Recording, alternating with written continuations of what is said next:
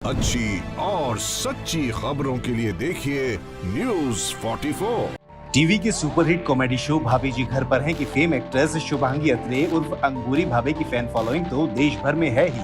भाभी जी के किरदार में हमेशा हंसती मुस्कुराती अंगूरी के साथ साथ लोग उनकी नॉनसेंस बातों को भी सुनना बेहद पसंद करते हैं।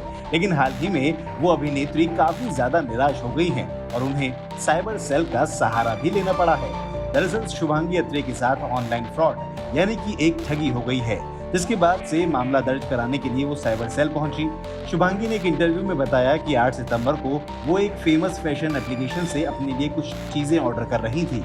ऑर्डर करने के बाद उनके पास कंपनी से फोन आया और उन्होंने एड्रेस की जानकारी भी दे दी और उन्होंने बताया कि उनके ऑर्डर से जुड़ी सभी जानकारी उनके साथ शेयर भी की गई।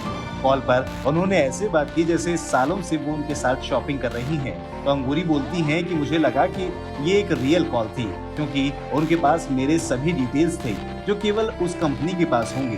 पहले और बाद में 2 लड़के भी इस कॉल में शामिल हो गए थे। फिर कॉलर्स ने उन्हें कुछ मुफ्त में गिफ्ट करने का ऑफर दिया, जिससे अंगूरी भाभी लालच में आ गई।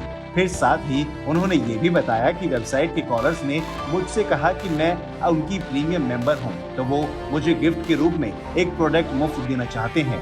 आमतौर पर मैं ऐसी चीजों से बचती हूं, क्योंकि मुझे ऐसे कई कॉल और ऑफर मिलते रहते हैं, लेकिन ये थोड़ा रियल लगा। इसलिए अंगूरी कहती हैं कि उन्होंने वो बात मान ली और वो आगे बढ़ गईं।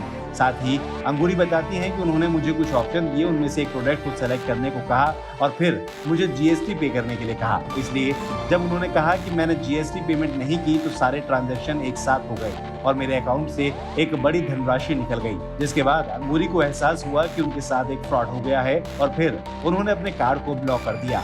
वहीं ऑनलाइन फ्रॉड का शिकार होने के बाद अंगूरी भाभी ने बाकी लोगों को एक सीख देते हुए सतर्क रहने की अपील की और निराश होकर बोली कि भले मुझे ज्यादा नुकसान नहीं हुआ है, लेकिन ये मेरी मेहनत की कमाई थी।